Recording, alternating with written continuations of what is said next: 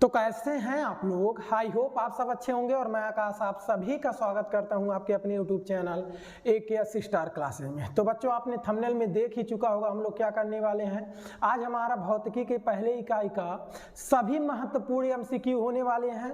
इन सभी प्रश्नों को आप बहुत ध्यान से समझेंगे क्योंकि आपके एग्जाम में अगर पहले इकाई से MCQ प्रश्न बनते हैं, बहुविकल्पी प्रश्न बनते हैं तो यहीं से बनेंगे, कोई भी प्रश्न बाहर नहीं जाएगा। ध्यान से इन सभी बहुविकल्पी प्रश्नों को देखिएगा क्योंकि ये सभी प्रश्न आपके एग्जाम में आए हुए हैं, वहीं से चुना गया है और ये आने की भी संभावनाएं ज्यादा हैं। तो सभी बहुविकल्पी प्रश्नों को ध्यान से देखेंगे और सभी प्रश्नों को करने की कोशिश करेंगे। बच्चों एक एक प्रश्न को क्लियर कीजिएगा, थोड़ा भी डिस्टर्ब मत होइएगा। नहीं समझ में आएगा तो उसको आप दोबारा रिपीट करके देखिएगा ताकि पॉइंट क्लियर हो सके।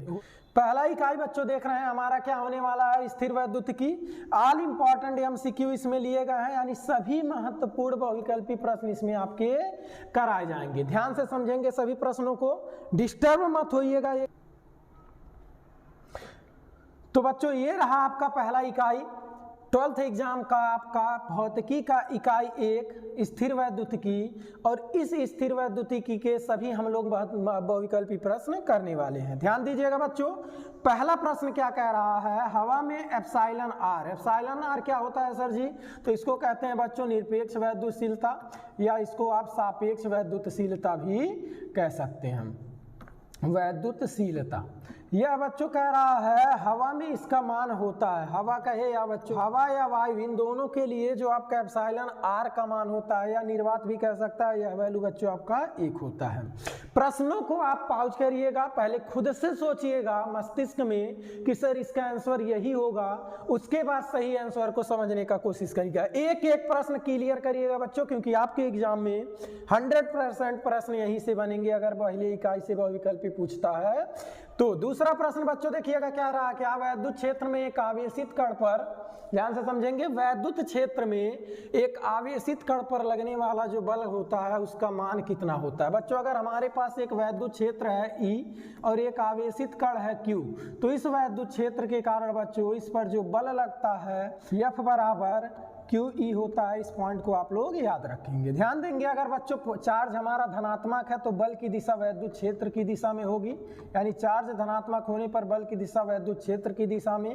अगर चार्ज ऋणात्मक है तो बल की दिशा वैद्युत क्षेत्र के विपरीत दिशा में होगी। बच्चों इस पॉइंट को भी आप लोग याद रखेंगे, यानी बल होगा अगर नेगेटिव चार्ज है, यानी जो आवेशित कण है वह कैसा कण है, ऋण आवेशित, तो बल की दिशा वैद्युत क्षेत्र के विपरीत। अगर जो आवेशित चार्ज हमारा धनात्मक है तो बल की दिशा वैद्युत क्षेत्र के दिशा में होगी।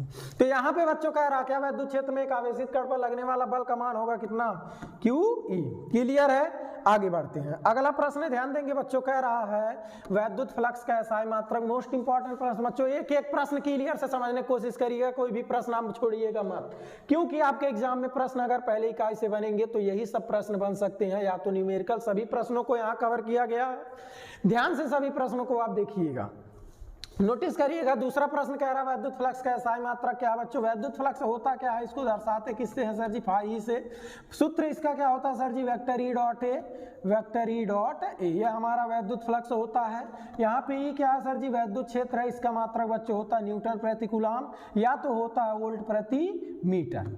दूसरा एरिया है बच्चों, एरिया का मात्रक होता है मीटर स्क्वायर। अगर हम इससे सॉल्व कर रहे हैं तो मीटर से मीटर कैंसिल, बचा क्या, वोल्ट इंटू मीटर, यानी वैद्युत फ्लक्स का मात्रक क्या होगा बच्चों, वोल्ट इंटू मीटर। कहां पर दिया हुआ है, यहाँ पे। क्लियर है, यानी वैद्युत फ्लक्स का मात्रक वोल्ट प्रति मीटर। वैद्युत क्षेत्र का भी मात्रक पूछता है बच्चों, याद रखेंगे न्यूटन प्रति कूलम और वोल्ट प्रति मीटर दोनों होते हैं, यानी वैद्युत क्षेत्र का मात्रक वोल्ट प्रति मीटर, एरिया का मीटर स्क्वायर, मीटर से metre cancel, volt metre. Clear है, ऑप्शन यही था हमारा, इसलिए इस पॉइंट को उठा है। अगले प्रश्न पर चलते हैं बच्चों। अगला प्रश्न देख पा रहे हैं, कह रहा संबंध Q बराबर N में निम्नलिखित में कौन N का मान संभव नहीं है। N का कौन सा मान संभव नहीं है, इस पॉइंट को बच्चों कहते हैं आवेश का क्वांटीकरण। क्लियर है, इस पॉइंट को कहते हैं आवेश का क्वांटीकरण। और आवेश का क्वांटीकरण कहता है बच्चों किसी पदार्थ पर जो आवेश होगा वह मूल आवेश का पूर्ण गुणक होगा, वह आधा टूका में नहीं होगा। तो कहा जा रहा है निम्नलिखित में से कौन सा N का मान संभव नहीं है, तो यह तो कंप्लीट है या होगा, यह भी कंप्लीट है, होगा, यह भी कंप्लीट है या होगा, यह बच्चों आधा टूका यानी 4.2 आ गया है। यह है आपका Q बराबर N में N का मान संभव नहीं होगा। आगे बढ़ते हैं बच्चों, अगला पॉइंट हमारा देख पा रहे होंगे, कह रहा किसी माध्यम में अपेक्षिक वैद्युत परावैद्युतता एप्सिलॉन आर अभी आया था पीछे, जिसको हमने कहा क्या कहते हैं, निरपेक्ष वैद्युतशीलता। इसको क्या कहते हैं बच्चों, निरपेक्ष वैद्युतशीलता, यानी इस पॉइंट को निरपेक्ष वैद्युतशीलता भी कहते हैं। इस चीज को याद रखेंगे। कहा जा रहा है किसी माध्यम में यह कितना होता है बच्चों, मोस्ट इंपॉर्टेंट जो तो नोटिस करेंगे, यह होता है आपका एप्सिलॉन अपान एप्सिलॉन नॉट। कितना होता है बच्चों, एप्सिलॉन अपान एप्सिलॉन नॉट। इस पॉइंट को याद रखेंगे, कितना होगा, एप्सिलॉन अपान एप्सिलॉन नॉट। आगे बढ़ते हैं, अगला प्रश्न बच्चों देख पा रहे हैं, आवेश का पृष्ठ घनत्व, मोस्ट इंपॉर्टेंट पॉइंट, आवेश का पृष्ठ घनत्व तो कई बार पूछा गया। इसका मात्रक ध्यान से समझेंगे, आवेश के पृष्ठ घनत्व को बच्चों सिग्मा से दर्शाते हैं और सिग्मा बराबर होता है Q अपान A। यहाँ पे Q क्या है सर जी, Q जो है आवेश है, आवेश का मात्रक होता है कूलम, और एरिया का मात्रक होता है मीटर स्क्वायर। प्रश्न क्या बना है, प्रश्न यहाँ पे देख सकते हैं, कुल आवेश गुणे कुल क्षेत्रफल, यानी यहाँ से बना है कुल आवेश, Q को क्या कहेंगे, कुल आवेश, एरिया को क्या कहेंगे, कुल क्षेत्रफल, यानी पृष्ठ आवेश घनत्व तो क्या होगा बच्चों, कुल आवेश बटे कुल क्षेत्रफल। कहाँ पर है, कुल आवेश बटे कुल क्षेत्रफल। मात्रक भी पूछता है, बार बार याद रखेंगे, मात्रक क्या होगा बच्चों, कूलम प्रति मीटर स्क्वायर। क्लियर है। आगे बढ़ते हैं अगले प्रश्न की ओर, देखते हैं अगला प्रश्न हमारा क्या होने वाला है। 1/4 पाई एप्सिलॉन नॉट का मान, मोस्ट इंपॉर्टेंट पॉइंट बच्चों, कई बार पेपर में पूछा है। 9 गुणे 10 पावर 9। मात्रक भी याद रखेंगे, 1/4 पाई एप्सिलॉन नॉट का मात्रक क्या होता है, न्यूटन मीटर स्क्वायर प्रति कूलम स्क्वायर। इसको ऐसे भी याद रख सकते हो, न्यूटन मीटर स्क्वायर प्रति कूलम स्क्वायर। क्लियर है। इस पॉइंट में बच्चों एक पॉइंट और दिख रहा है, एप्सिलॉन नॉट मोस्ट इंपॉर्टेंट, इसका मान भी पूछता है बार बार बच्चों पेपर में। 8.85 गुणे 10⁻12। मात्रक भी पूछता है, याद रखेंगे, मात्रक भी याद रखेंगे, इसका कूलम स्क्वायर प्रति न्यूटन मीटर स्क्वायर। क्लियर है बच्चों। आगे बढ़े, अगले प्रश्न पर चलते हैं, देखते हैं अगला प्रश्न क्या होने वाला है। कह रहा बच्चों पानी की परावैद्युत स्थिरांक, मोस्ट इंपॉर्टेंट याद रखेंगे, आपके कंपटीशन एग्जाम में भी पूछता है, पेपर में पूछने की संभावना है। पानी की परावैद्युत स्थिरांक कितना होता है, यह बच्चों होता है 80।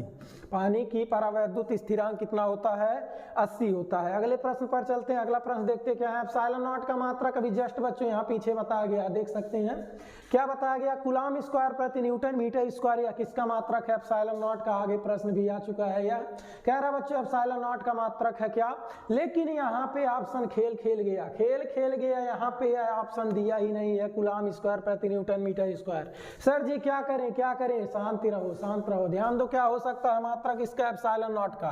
एप्सिलॉन नॉट का बच्चों मात्रक हमने आपको बताया न्यूटन, ध्यान से समझेंगे, कूलम स्क्वायर प्रति newton metre square. Sir option में है ही नहीं, क्या करें बच्चों, इसका मात्रक और याद रखेंगे। एप्सिलॉन नॉट का मात्रक फैराड प्रति मीटर भी होता है, क्या होता है सर जी, फैराड प्रति मीटर भी होता है, किसका मात्रक, एप्सिलॉन नॉट का। क्लियर है, समझ पाए। आगे बढ़ते हैं, यह मात्रक याद रखेंगे, दोनों मात्रक होता है, ज्यादातर यह देखने को मिलता है, लेकिन यहाँ खेल गया है, फैराड प्रति मीटर भी होता है एप्सिलॉन नॉट, यानी इसको कहते हैं क्या सर जी, निर्वात की वैद्युतशीलता का मात्रक फैराड प्रति मीटर भी होता है।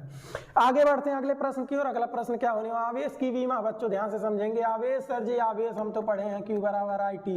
I धारा का विमा सर जी ये होता है, T समय का विमा सर जी T होता है, यानी AT आवेश का विमा AT। आगे बढ़ते हैं अगले प्रश्न की ओर, देखते हैं अगला प्रश्न क्या है। जब किसी वस्तु को आवेशित किया जाता है, ध्यान से समझेंगे प्रश्न को, कहा जा रहा है जब किसी वस्तु को आवेशित किया जाता है तो उसका द्रव्यमान, बहुत इंपॉर्टेंट प्रश्न, बढ़ता है, घटता है, अचर रहता है, बढ़ या घट सकता है। ऑप्शन मस्तिष्क में सोच लो, ध्यान से सुनो।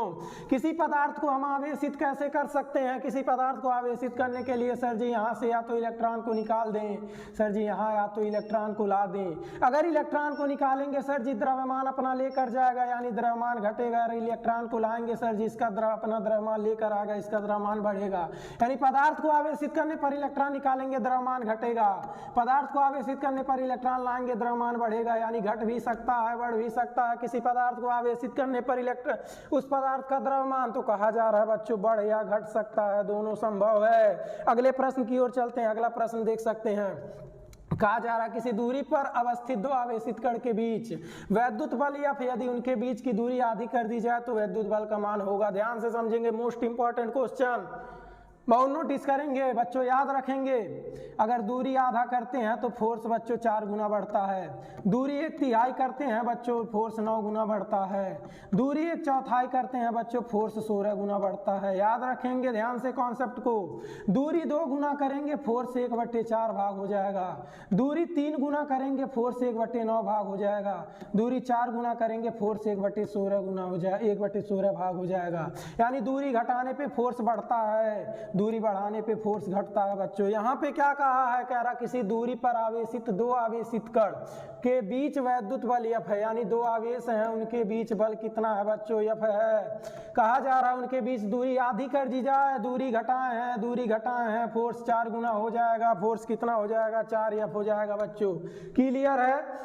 अगले प्रश्न पर चलते हैं। अगला प्रश्न क्या होने वाला है हमारा, ध्यान दीजिएगा। अगला प्रश्न कह रहा बच्चों कूलाम बल है। मोस्ट इंपॉर्टेंट, ध्यान से सुनेंगे। कूलाम बल है सर जी, हम तो पढ़े हैं वैद्युत बल है, लगा के चले आओगे 100%। एक प्रश्न गलत हो जाएगा, ध्यान से समझ लो। कूलाम बल है क्या? कूलाम बल बच्चों आपका वैद्युत बल केंद्रीय बल दोनों होता है। यानी कूलाम बल के लिए आप ए और बी दोनों आंसर देंगे। कूलाम बल केंद्रीय बल और वैद्युत बल दोनों बल होता है, यही बात याद रखेंगे। ए और बी दोनों सही है। अगले प्रश्न पर चलते हैं बच्चों। अगला प्रश्न कह रहा है वैद्युतशीलता कैसा है मात्रक? सर जी वैद्युतशीलता कहाँ था? Epsilon naught. एप्सिलॉन नॉट ही वैद्युतशीलता था बच्चों, ध्यान से समझेंगे। एप्सिलॉन नॉट ही क्या था? वैद्युतशीलता मात्रक। सर जी हमने तो पढ़ा पीछे फैराड मीटर, नहीं बच्चों, फैराड प्रति मीटर ये ऑप्शन में नहीं है। वहीं हम आपको बताए हैं कूलाम स्क्वायर प्रति newton metre square. Sir ji है कहीं कूलाम स्क्वायर प्रति newton metre square, coulomb square प्रति न्यूटन मीटर स्क्वायर नहीं है, कूलाम स्क्वायर प्रति newton metre square. Sir ji ये कैसे दे दिया है बच्चों, ध्यान से समझेंगे। एम पे पावर एम है, कूलाम स्क्वायर प्रति न्यूटन मीटर स्क्वायर, एम पे 2 है। ऊपर ले जाओगे एन पे -1, एम पे -2, सी पे 2। ऑप्शन कौन सा है? यही है सर जी, दिख नहीं रहा है, दिखेगा, ध्यान दो। एन पे -1, एम पे -1, -2, सी पे 2, यही आपका मात्रक हो गया वैद्युतशीलता का। अगले प्रश्न की ओर चलते हैं। आंखें खोल के ध्यान से प्रश्न को देखेंगे, समझने का पूरा कोशिश करेंगे बच्चों। मोस्ट इंपॉर्टेंट क्वेश्चन, वैद्युतावेश का क्वांटम ESU मात्रक में होता है। ऑप्शन। सर ऐसा प्रश्न तो देखे ही नहीं थे, कहाँ से आ गया? ध्यान दो, अब देखोगे सारे प्रश्न को क्लियर कराए जाएंगे, ध्यान से नोटिस करो।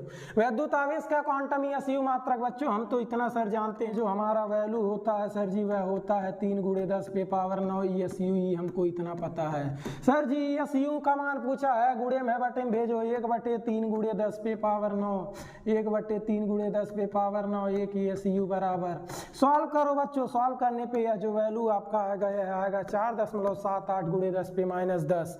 1 ESU में कितने कूलाम? तो बच्चों 4.78 × 10 पे -10 कूलाम होते हैं। क्लियर है। अगले प्रश्न पर चलते हैं। अगला प्रश्न बच्चों कह रहा है यदि समरूप विद्युत क्षेत्र x अक्ष की दिशा में विद्यमान है, यानी कोई वैद्युत क्षेत्र है वह x अक्ष की दिशा में उपस्थित है। वैद्युत क्षेत्र कहाँ उपस्थित है बच्चों? वैद्युत क्षेत्र x अक्ष की दिशा में उपस्थित है। कह रहा समविभव होगा, ध्यान से समझेंगे। वैद्युत क्षेत्र x में है तो समविभव YZ में होगा। वैद्युत क्षेत्र Y में होता तो समविभव XZ में होता।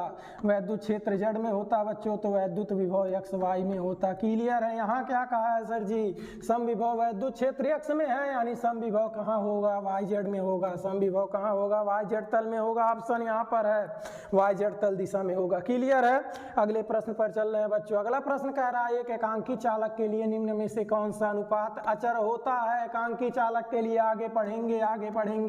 C = Q/V, यानी कुल आवेश बटे विभवांतर, कुल आवेश बटे विभवांतर। ऑप्शन सर जी पहला ही ऑप्शन है, कुल आवेश बटे विभव। क्लियर है, कुल आवेश बटे विभव। आगे बढ़ते हैं, प्रश्न ध्यान से समझेंगे। अगला प्रश्न सर जी कह रहा है स्थिर वैद्युत क्षेत्र होता है। स्थिर वैद्युत क्षेत्र मोस्ट इंपॉर्टेंट प्रश्न बच्चों है। स्थिर वैद्युत क्षेत्र संरक्षित होता है, कंजर्व होता है। इलेक्ट्रिक फील्ड, आपका इलेक्ट्रिक फील्ड कंजर्व होता है, वैद्युत क्षेत्र संरक्षित होता है। अगला प्रश्न बच्चों कह रहा है एक आवेशित चालक की सतह के किसी बिंदु पर विद्युत क्षेत्र की तीव्रता, किसी एक आवेशित चालक के सतह पर वैद्युत क्षेत्र की तीव्रता कैसे होती है? सर जी शून्य होती है, सतह के लंबवत होती है, सतह के स्पर्श रेखीय होती है, सतह से 45 अंश पर होती है। बच्चों कोई चालक है, इस पर वैद्युत क्षेत्र की जो तीव्रता होती है, वैद्युत क्षेत्र जो होता है उसका इंटेंसिटी इस पृष्ठ के लंबवत होता है बच्चों। इस पृष्ठ के क्या होता है? लंबवत होता है, यानी सतह के लंबवत होता है। अगले प्रश्न पर चलते हैं। माइंड में सोचेंगे सर जी ये प्रश्न अभी पीछे देखे हैं, ये प्रश्न अभी पीछे देखे हैं, कहाँ सर जी कहाँ देखे हैं, कहाँ देखे हैं, नोटिस करो, यहीं देखे हैं। यह प्रश्न सर जी अभी यहीं पर आया है, कहाँ गया, यहाँ पर है। 1 कूलम बराबर 3 × 10⁻9 ESU, 1 कूलम बराबर 3 × 10⁻9 ESU, 1 ESU बराबर 1/3 × 10⁻9। तो सर जी यहाँ पे क्या प्रश्न कर दिया है, यहाँ पे प्रश्न देखो तो पहले 1 कूलम बराबर हमने देखा 3 × 10⁻9 ESU। सर जी यहाँ कह दिया 1 कूलम आवेश में कितने ESU, 1 कूलम आवेश में कितने ESU, 3 × 10⁻9 ESU। क्लियर है बच्चों? प्रश्न आगे बढ़ते हैं, अगला प्रश्न देखते हैं क्या होने वाला है। कितना आगे चला गया जी। अगला प्रश्न बच्चों ध्यान से समझेंगे। आवेश के एक बुलबुले को जब आवेशित किया जाता है तो उसकी त्रिज्या क्या होती है, बढ़ती है, घटती है, परिवर्तित रहती है, शून्य रहती है। ध्यान से समझेंगे। कहा जा रहा है साबुन के एक बुलबुले को जब आवेशित किया जा रहा है, मान ले रहे हैं एक साबुन का बुलबुला है सर जी, जब इसको आवेश देंगे, मान ले रहे हैं सर जी हमने पॉजिटिव चार्ज दिया सर जी, क्या होगा, त्रिज्या क्या प्रभाव पड़ेगा, प्रतिकर्षित करेंगे तो इसका आकार बढ़ेगा तो त्रिज्या भी क्या होगा, बढ़ेगा सर जी, त्रिज्या बढ़ेगा। क्लियर है पॉइंट, क्लियर है। अगले पॉइंट पर चलते हैं। अगला प्रश्न हमारा होने वाला है, यदि किसी खोखले गोलीय चालक को धन आवेशित किया जाता है तो उसके भीतर विभव, बच्चों ध्यान से सुनेंगे, यदि किसी खोखले गोलीय चालक को धन आवेशित किया जाता है तो उसके भीतर जो विभव होता है बच्चों धनात्मक तथा समरूप होता है। अगले प्रश्न पर चलते हैं। अगला प्रश्न, विद्युत क्षेत्र में प्रवेश करने वाले इलेक्ट्रॉन का प्रारंभिक वेग वैद्युत क्षेत्र से भिन्न दिशा में है तो वैद्युत क्षेत्र में इलेक्ट्रॉन का पथ होगा। सर जी ये तो हम कभी नहीं पढ़े हो, मस्तिष्क दौड़ाओ, ध्यान दो। अगर आपका आवेश वैद्युत क्षेत्र के दिशा में गति करता है तो इसका पथ रेखीय होता है। अगर आवेश वैद्युत क्षेत्र के दिशा में गति करता है, पथ रेखीय होता है। अगर आवेश वैद्युत क्षेत्र के लंबवत गति करता है तो उसका पथ वृत्ताकार होता है।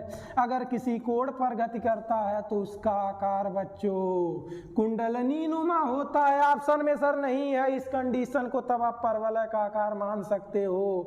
कैसा आकार मान सकते हो परवलय का? सर जी कहा होता अगर आवेश वैद्युत क्षेत्र के दिशा में है तो पथ रेखीय, वैद्युत क्षेत्र के लंबवत है तो पथ वृत्ताकार। अगर बच्चों कह दिया क्षेत्र से भिन्न दिशा में प्रवेश करता है तो आकार कुंडलिनी नुमा, लेकिन ऑप्शन में नहीं है, परवलय आकार लगा दो, सही हो जाएगा। अगले प्रश्न पर चलते हैं बच्चों। अगला प्रश्न कह रहा है वैद्युत द्विध्रुवाघूर्ण का SI मात्रक। सर जी बहुत पढ़े हैं वैद्युत द्विध्रुवाघूर्ण। P बराबर वैद्युत द्विध्रुव का कोई एक आवेश लेते हैं, आवेशों के मध्य अल्प दूरी लेते हैं। क्या पूछा है प्रश्न? मात्रक पूछा है। आवेश का मात्रक सर कूलम होता है, दूरी का मात्रक सर मीटर होता है। कूलम मीटर पहला ऑप्शन ही करेक्ट है। अगले प्रश्न पर चलते हैं। अगला प्रश्न देखिए, कह रहा है कि स्थिर वैद्युत आवेश उत्पन्न करता है, यानी अगर एक आवेश स्थिर है बच्चों तो क्या उत्पन्न करेगा? सबको पता अगर आवेश स्थिर है तो सर जी वैद्युत क्षेत्र उत्पन्न करेगा। सर जी अगर यही गति में आ जाता तो साथ में चुंबकीय क्षेत्र बनाता वैद्युत आवेश के, वैद्युत क्षेत्र के साथ साथ। अगर त्वरित गति में आ जाता तो इन दोनों के साथ साथ ऊर्जा भी मुक्त करता। सर जी किसके रूप में? विद्युत चुंबकीय तरंग के रूप में बच्चों, इलेक्ट्रोमैग्नेटिक वेव के रूप में। अगले प्रश्न पर चलते हैं। सर जी स्थिर आवेश उत्पन्न करता है केवल वैद्युत क्षेत्र। अगला प्रश्न बच्चों कह रहा है एप्सिलॉन नॉट की विमाएं होती हैं। सर विमाएं कैसे निकालें? धाधो मत मात्रक पढ़े हो एप्सिलॉन नॉट का? क्या पढ़े हैं सर जी? हम तो नहीं पढ़े हैं। पढ़े हो बच्चों कूलम स्क्वायर प्रति न्यूटन मीटर स्क्वायर। विमा निकालो, बल है, कूलम है, कूलम का विमा यानी आवेश यानी AT। पीछे निकाले हो आवेश का विमा, स्क्वायर है तो A square T square. Clear है बच्चों? बल कमा विमा याद कर लेना, इतना ताम झाम मत करना, याद कर लेना। LT पे -2 बहुत इंपॉर्टेंट विमा है। दूरी L स्क्वायर होगा सर जी, सॉल्व करें, बिल्कुल सॉल्व करो। M को ऊपर ले जाओगे M पे -1 होगा। L स्क्वायर L पे 1 क्यूब होगा, ऊपर ले जाओगे -क्यूब होगा। -2 है ऊपर जाएगा प्लस होगा, T पे पावर 4, A पे स्क्वायर ऑलरेडी है। कहाँ है? M पे -1, L पे -3, T पे 4, A पे 2, यही है B नंबर। आगे बढ़ते हैं, अगला प्रश्न देखते हैं क्या है। कह रहा बच्चों यदि दो आवेशों के बीच की दूरी दोगुनी कर दी जाए तो उनके बीच लगने वाला बल। अभी जस्ट पीछे कॉन्सेप्ट क्लियर कराए हैं।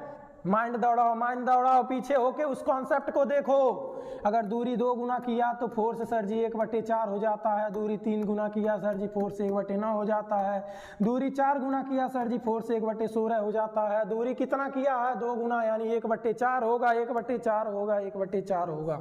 आगे बढ़ते हैं अगले प्रश्न पर। अगला प्रश्न क्या है सर जी, कह रहा मुक्त आकाश यानी फ्री स्पेस, जिसको आप निर्वात कहते हो, जिसको आप क्या कहते हो, निर्वात कहते हो। निर्वात में वैद्युतशीलता होती है कितनी बार बताएं, पीछे अभिमान बताएं, कहें मोस्ट इंपॉर्टेंट है सर जी। यहाँ पे कितना ऑप्शन दिया है बच्चों, यह वैल्यू आपका गलत होगा, यह वैल्यू नहीं होगा, यह वैल्यू नहीं होगा। निर्वात में वैद्युतशीलता यानी एप्सिलॉन नॉट फैराड पर, सॉरी यही आंसर करेक्ट है, यही आंसर करेक्ट है। 8.85 × 10⁻12 सर, मात्रक बार बार कह रहा हूँ बच्चों, फैराड प्रति मीटर भी होता है, कूलम स्क्वायर प्रति न्यूटन मीटर स्क्वायर भी होता है।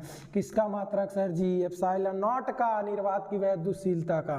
अगले प्रश्न पर चलते हैं। अगला प्रश्न देखते हैं क्या है बच्चों, कह रहा है ई तीव्रता वैद्युत क्षेत्र P द्विध्रुव आघूर्ण वाले वैद्युत द्विध्रुव पर लगने वाला बल आघूर्ण। बल आघूर्ण क्या होता है सर जी, क्या होता है, क्या होता है, क्या होता है, टाउ होता है, टाउ होता है, टाउ होता है। क्या होता है sir ji, vector P cross vector ही होता है, वेक्टर P क्रॉस वेक्टर ही होता है।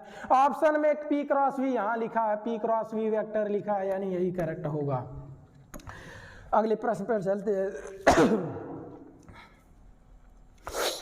खांसी और सिकुला जा रहा है गधा। अगले प्रश्न पर चलते हैं। विद्युत तीव्रता की विमा है, विद्युत तीव्रता सर जी, विद्युत तीव्रता ई बराबर क्या सर जी, ई बराबर F/Q, क्योंकि हम जानते हैं F बराबर सर जी QE होता है।